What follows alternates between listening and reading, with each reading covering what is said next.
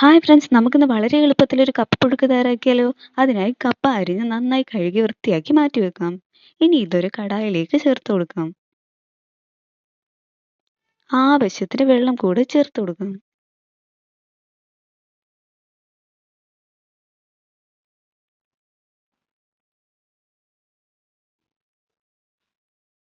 ഒന്ന് തിളച്ച് വരുമ്പോൾ ആവശ്യത്തിനൊപ്പം 1/4 ടീസ്പൂൺ മഞ്ഞൾപ്പൊടി കൂടെ ചേർത്ത് കൊടുക്കാം.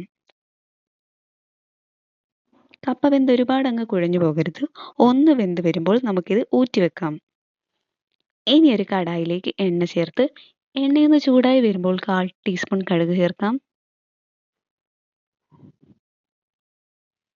കടുക് പൊട്ടി വരുമ്പോൾ കറിവേപ്പിലയും പച്ചമുളകും ചേർത്ത് കൊടുക്കാം. ഇനി ഇതിലേക്ക് ചിരകിയ തേങ്ങ ചേർക്കാം. നന്നായി ഒന്ന് മിക്സ് ചെയ്ത് കൊടുക്കാം.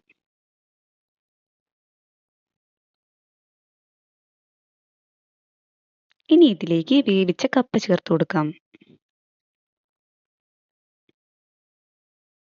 നന്നായി ഒന്ന് യോജിപ്പിച്ചെടുത്താൽ നമ്മുടെ കപ്പ പുഴുക്ക് ഇവിടെ റെഡി.